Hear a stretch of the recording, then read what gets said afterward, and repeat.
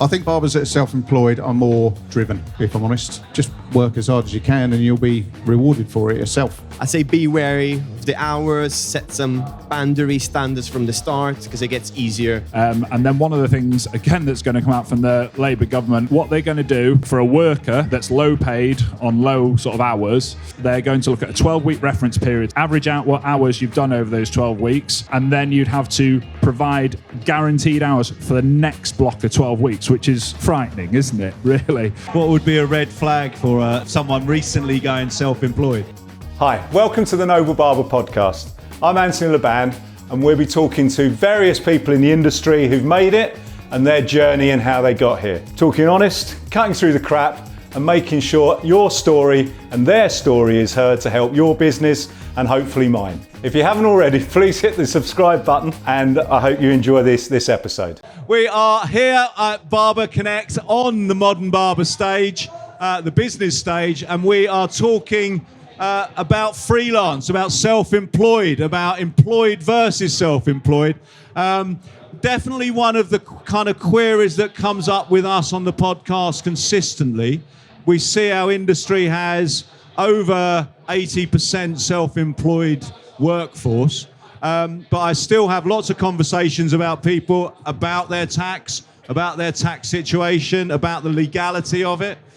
And I think with the way the wind blowing, everyone is starting to believe that the Her Majesty's Revenue and Customs are going to put a little bit more scrutiny on the freelance sector.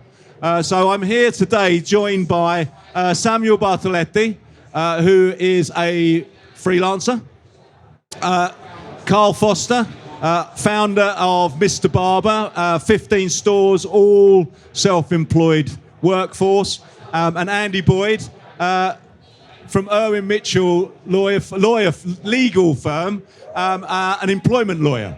So thank you very much for coming and spending a couple of hours surrounded by barbers. Appreciate it. I wanted to really talk about kind of why. Why have you gone down the self-employed route? What are the pros? What are the cons against? Why, I guess, is my start point. Carl, in 15 stores, you're doing it right. Well, yeah, we seem to be doing it right. I mean, for me, basically, I've always been self-employed since I left school. Yeah. The barbershop I worked in, they were self-employed. I went self-employed. From that, I then opened my first store when I was 21, so it's 30 years old this year.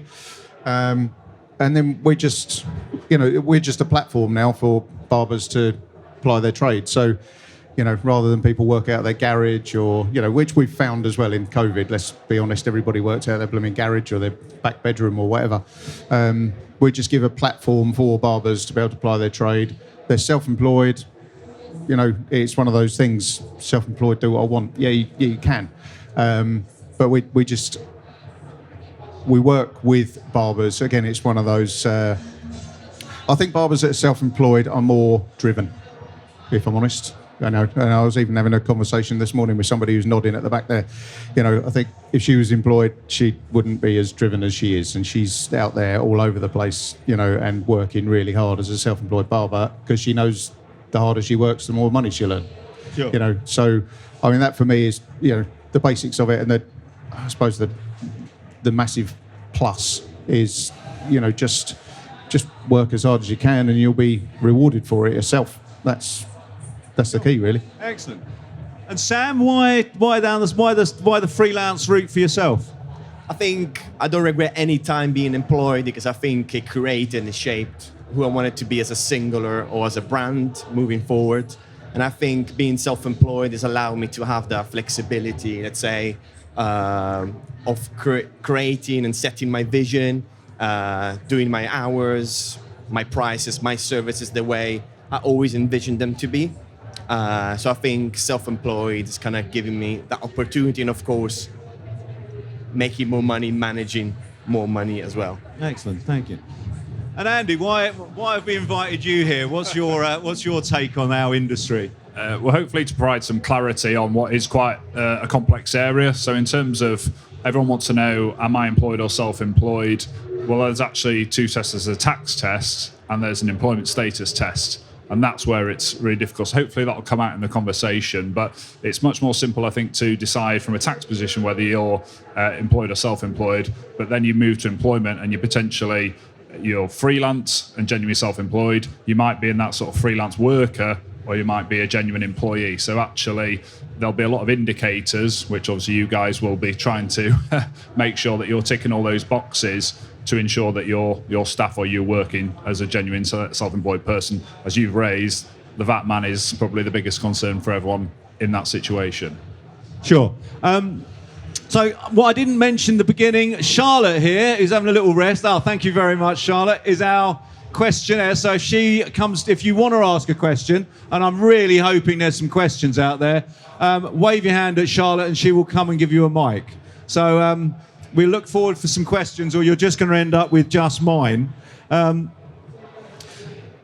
you've kind of covered a little bit, Carl, that you feel that people work harder.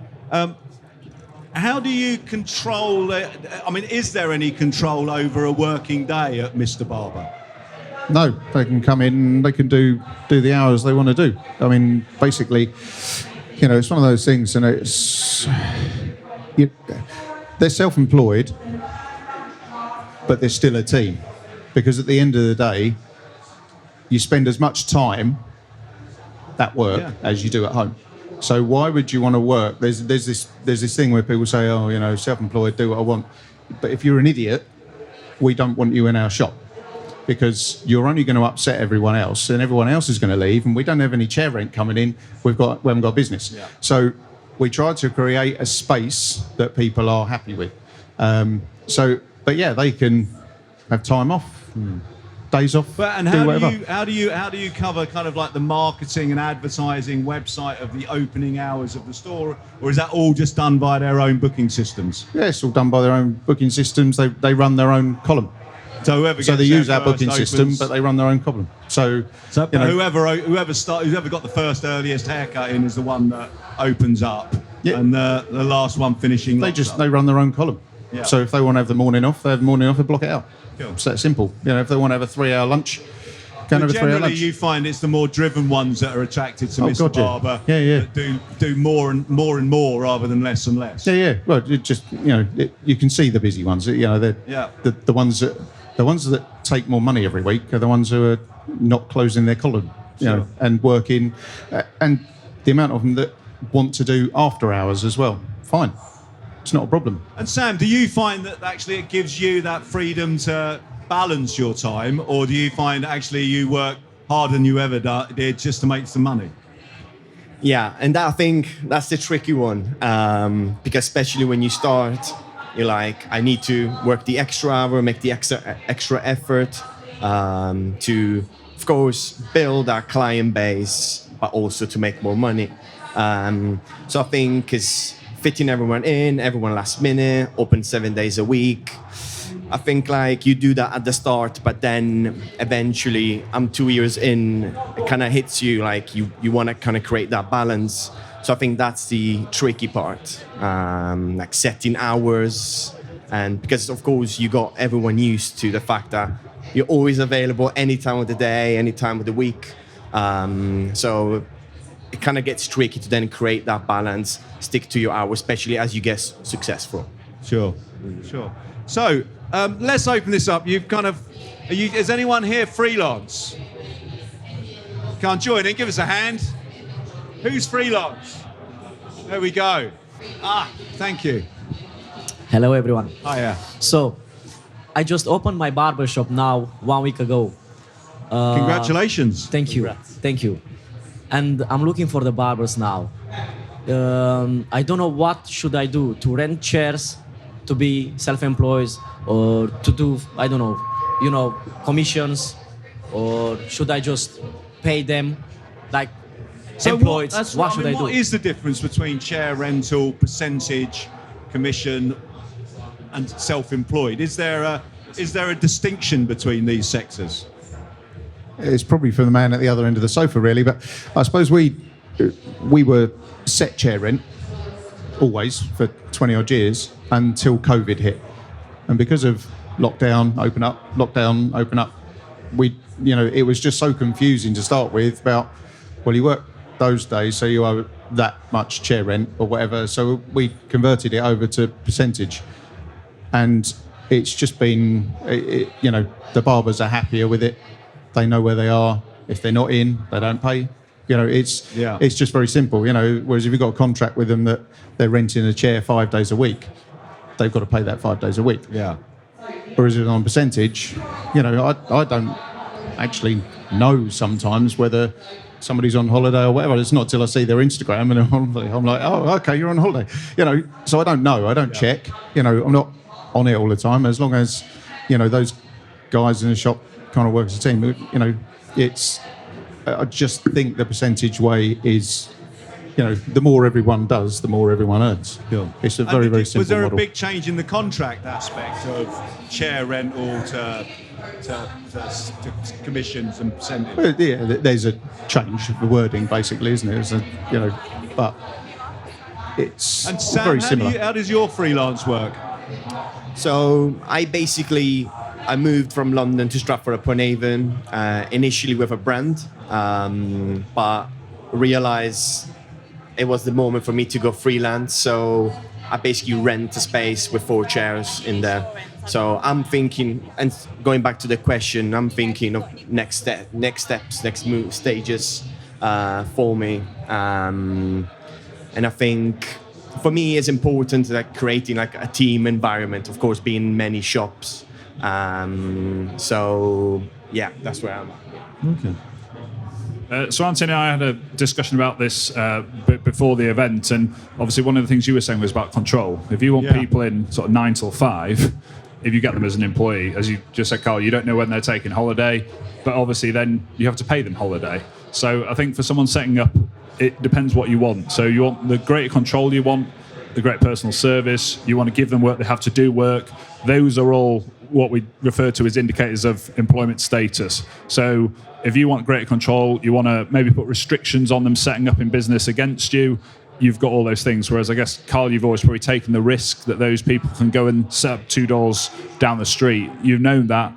But obviously that was something that we talked about. So I think that the more indicators you've got of employed status, unfortunately, then that's met with all the greater benefits. So they're going to have protection from unfair dismissal. You're going to be paying them holiday pay. You're going to be paying them statutory sick pay. So that full suite of benefits, that passes on to you as the employer.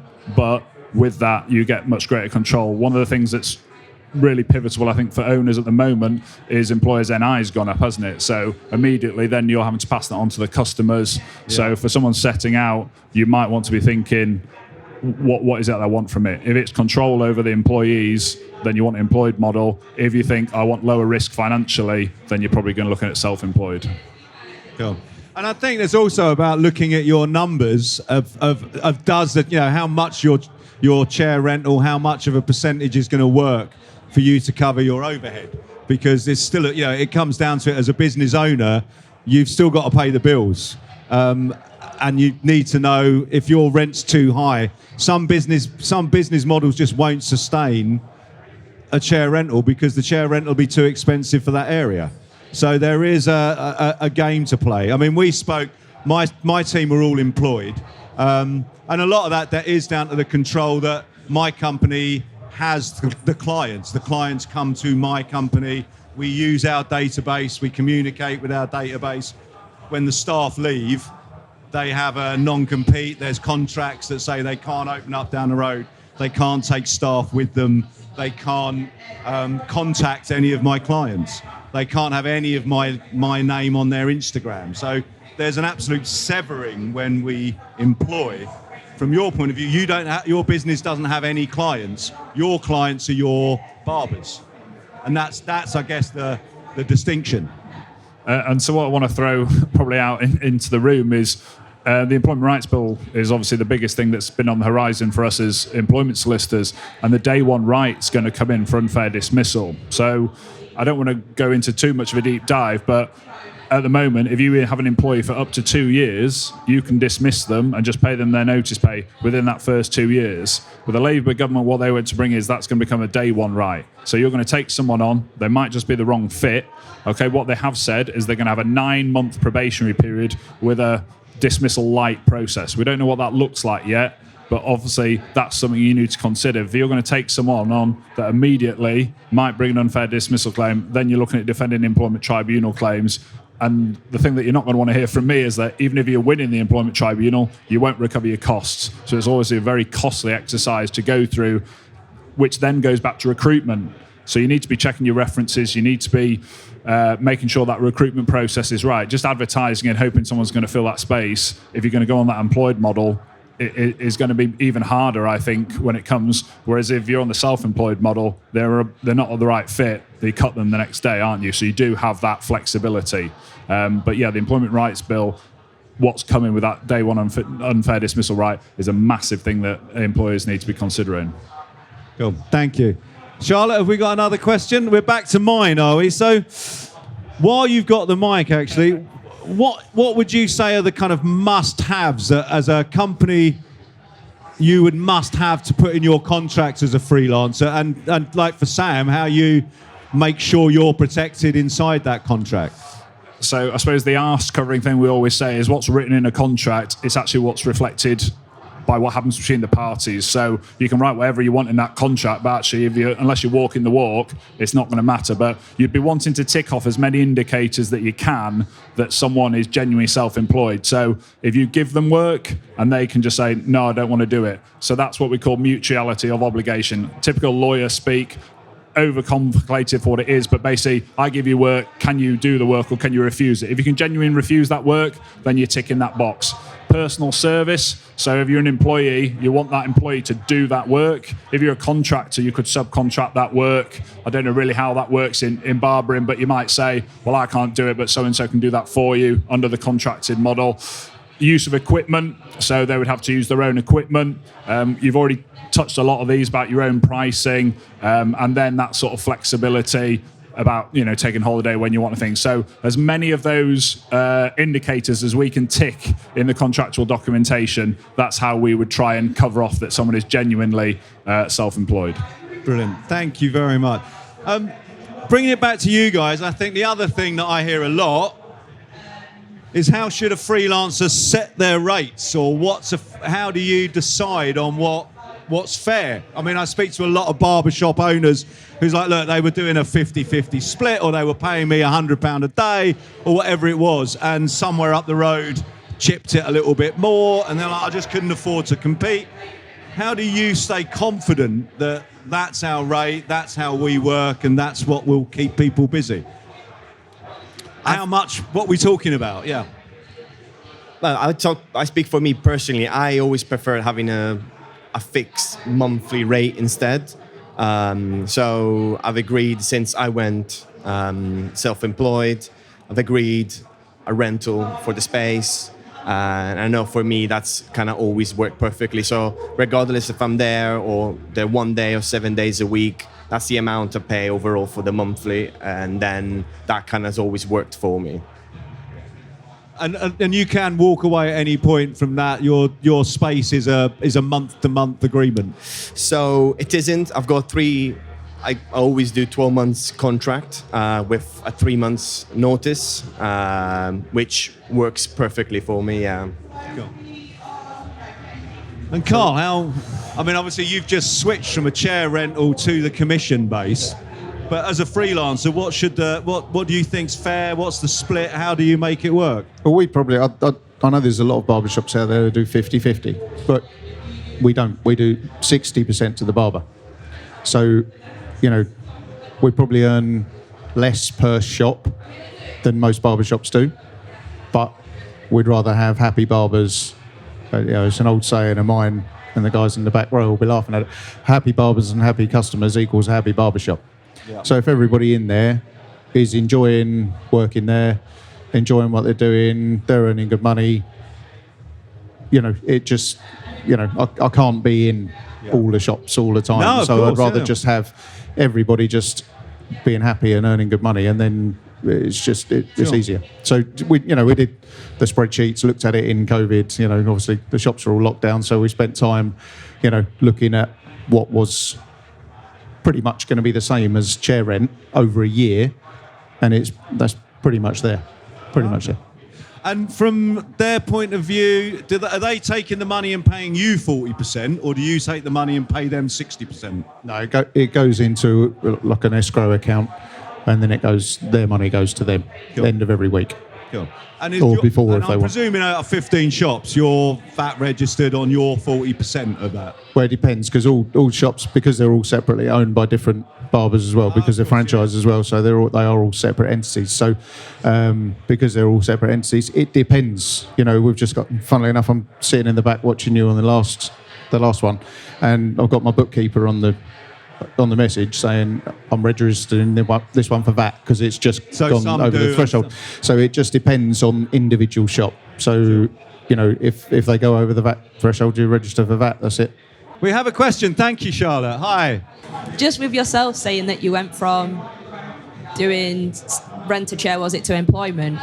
I went rent-a-chair to percentage commission. Oh, okay. Yeah, so it's still all self-employed. So myself, I went from being employed to recently being self-employed. What advice would any of you give to new barbers to look out for, warning signs for people that when you are employed but it doesn't work out? For example, where I last was, it was good at the beginning, but then the person who employed me, whose shop it was, wouldn't work as much. So it was just me on the shop floor. So obviously I was bringing in all the money enough for him not to work, but to fund the shop, which then was when I asked to then rent a chair. And then obviously because he knew the figures that I was bringing in when he wasn't there, the rent that he asked was, say, $2,400 a month.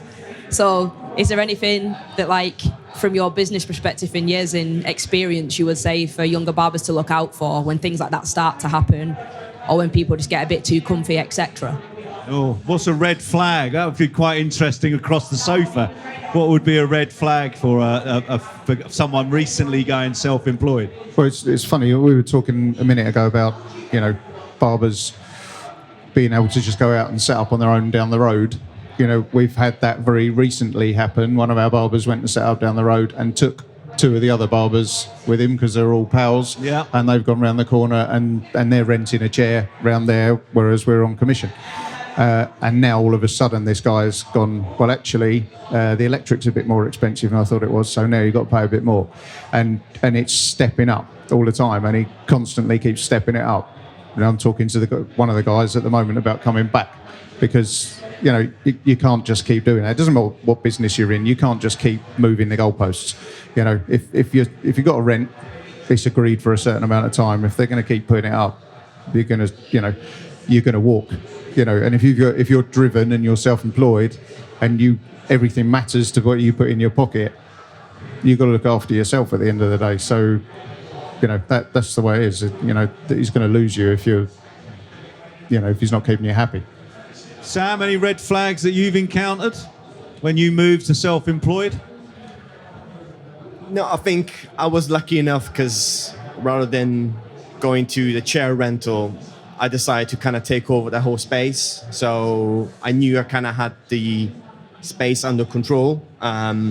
So the development of the team or anything that would come after would be kind of under my control. So at the moment, it's just myself. But you're planning to have more self-employed people working with you in your space? I think for me, I always envision, because I wanted to create that brand and that vision. For me, ideally, I'd like to find employed or partially find an in-between, like a basic salary with commission. So you kind of still have that control.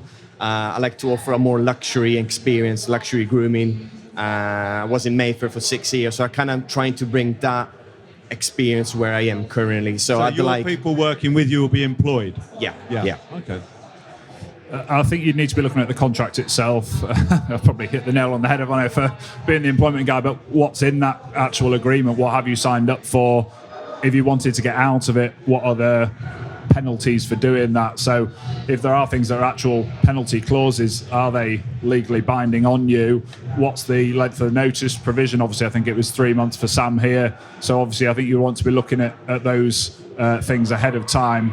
But I think from what you were saying, the red flags for you were working so hard on an employed basis that you thought, well, if I go to chair rental, I can do that. But then I suppose what's got against you is then what the charge of the rent's been. So maybe if you'd had your time again, you'd have probably tried to wager what that would be before making the jump, I suppose. Excellent. Thank you. Charlotte, thank you. Hiya. Hello. Carl, question for you.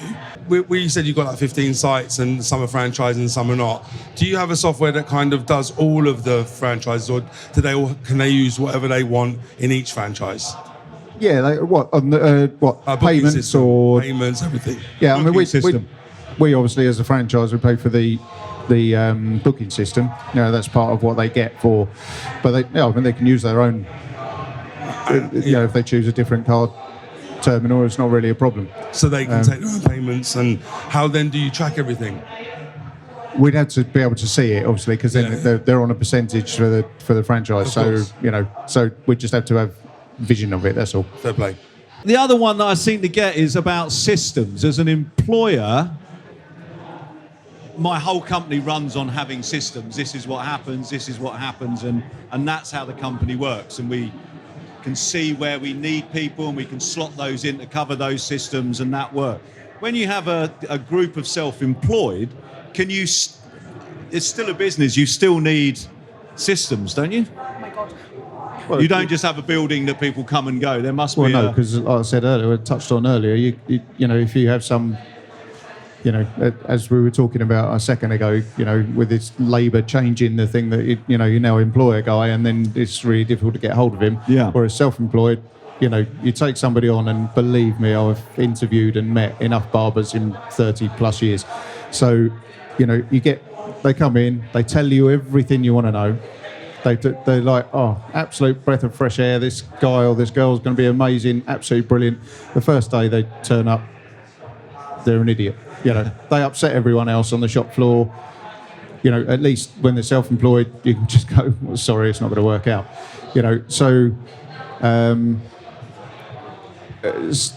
It's again, we try and build a team. So there's no systems is a great thing in business, and if you're going to build a brand, generally you've got to have systems. With us, the system is the fact that we just like to build a bit of a team.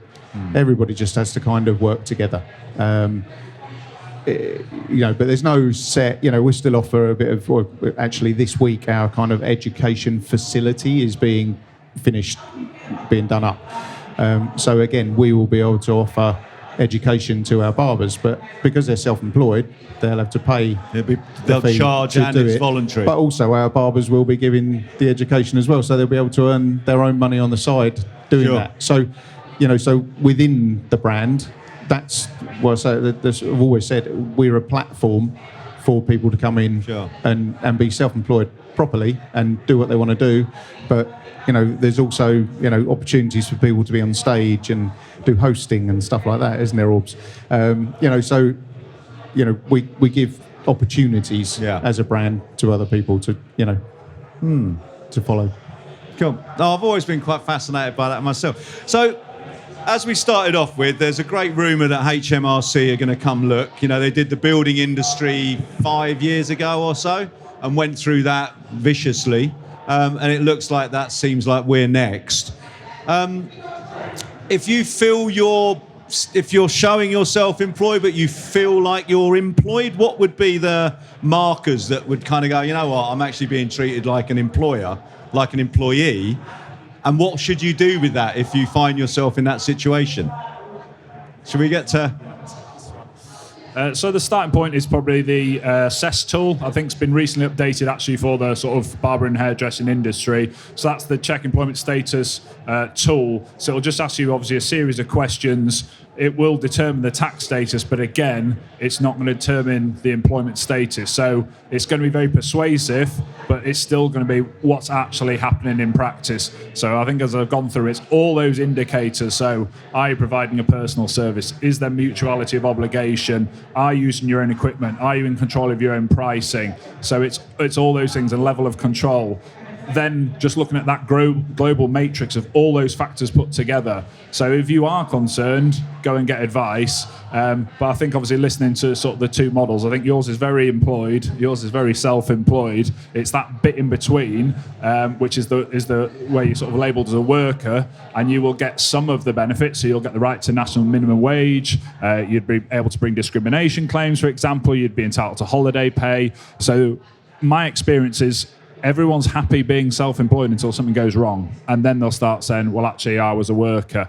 And then one of the things again that's going to come out from the Labour government, which we've not touched on, is they're going to go through this guaranteed hours. And stick with me, what they're going to do for a worker that's low paid on low sort of hours is they're going to look at a 12-week reference period. So you'd work for 12 weeks, average out what hours you've done over those 12 weeks, and then you'd have to provide guaranteed hours for the next block of 12 weeks, which is frightening, isn't it, really? And then, I guess, in your industry as well, seasonal fluctuations, the run-up to Christmas, for example, I imagine is really busy in your industry. So if that comes in and you're not in that self-employed model, you're in that murky area in the middle, and you've then got to start guaranteeing hours, there's going to be a threshold, which we don't know yet. But again, I think that would really cement the positions of you really want to be employed or you really want to be self-employed. If you're sort of dabbling in that bit in the middle as a worker with some of your the people you've taken on, if you're going to have to guarantee them hours, guarantee them pay, and they're not even going to have people coming through the door, I think that's going to be something that you need to sit up and really take focus on with that coming through from the Labour government. And I mean, this will be the markers that if, God forbid, none of us want that in any way, shape or form, that you get an inspection.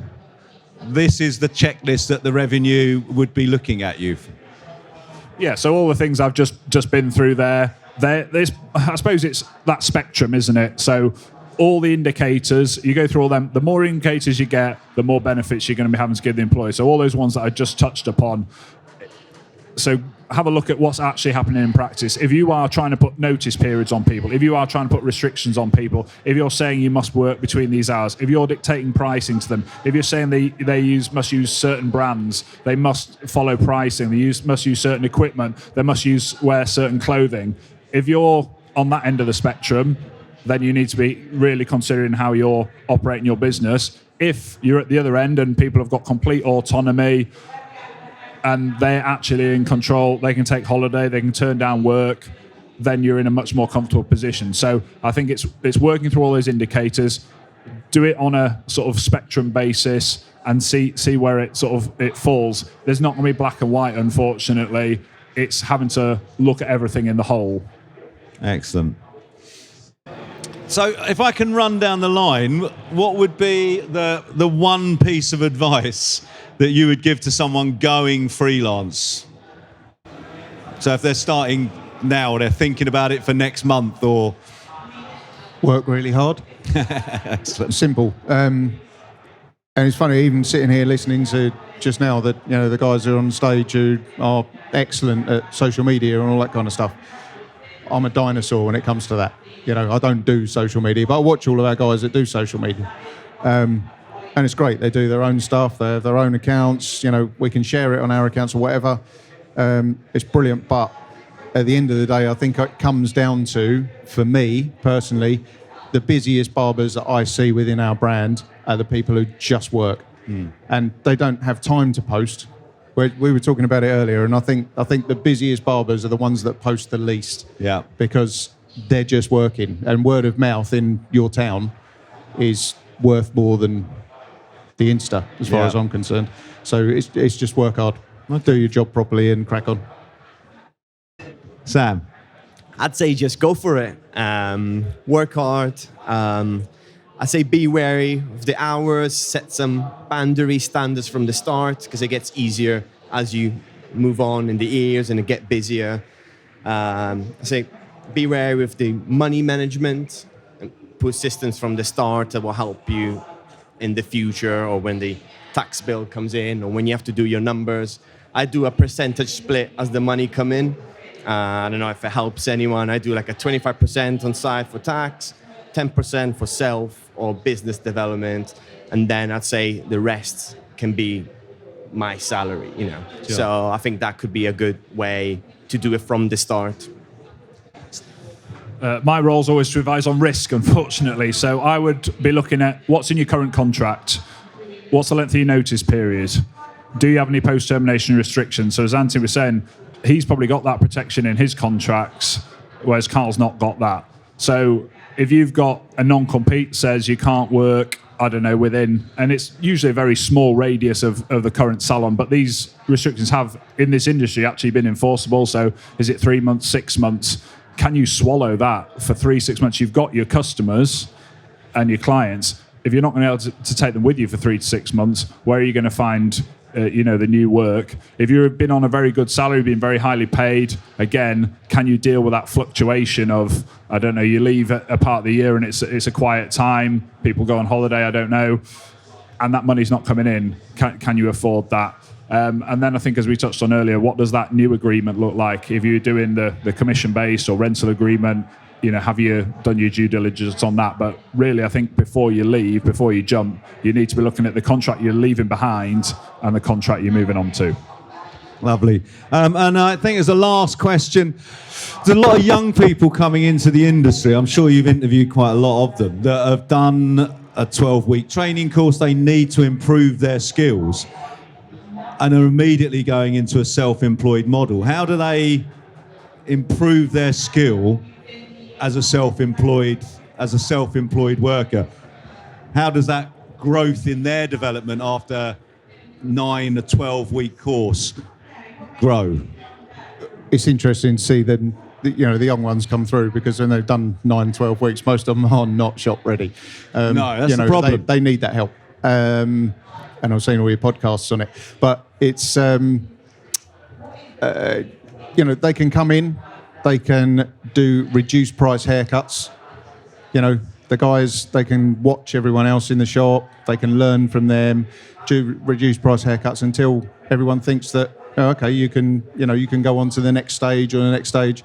We'll do them a bigger percentage for them, because obviously they've got to earn their money to keep themselves. So they might be young, but they might have a car to run or whatever. So we're not greedy with that. We'd rather they came in to become part of the team eventually.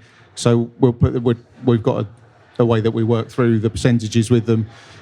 So there might be half price haircuts for a little while, but then the whole part of the whole purpose about Mister was the fact that you can come in and work in a shop with other people. And, as I've seen here on the stages, everybody likes getting together. They like watching other people's, so to do that in a shop. But you see so many of them who go out actually on their own and just set up their own shop after 9, 12 weeks. And, we've all seen them open and close very quickly. Yeah. So, the fact that you can come into a shop and we'll work it out with you to make sure that you're pushing yourself and earning enough money, and then get you through so that you are actually shop ready to go self-employed properly. Excellent. And Sam, was there a point really that if you were in that position, is that the way you would go that early in your career? I'd say I come from Italy, and in Italy is 4 years requirement of school, college, or anything like that to be able to then open a shop or operate under a barber, a hairdresser. So for me, it was a tricky one being here and getting used to the different system. I think practice makes perfect, of course. For me, because the struggle is because I do a more like upper level, like luxury grooming. For me is finding the balance of someone coming in, practicing with mates, family members, and kind of perfectioning, of course, like watching me. And companies can, it is something that a company, if you are self-employed, you're 18, 19, just done a course, you can still have a company that delivers you training, unstructured, presumably, that they're still self-employed. That works. And so a company couldn't turn around and go, we can't employ you. We can't self-employ you. We don't do any training.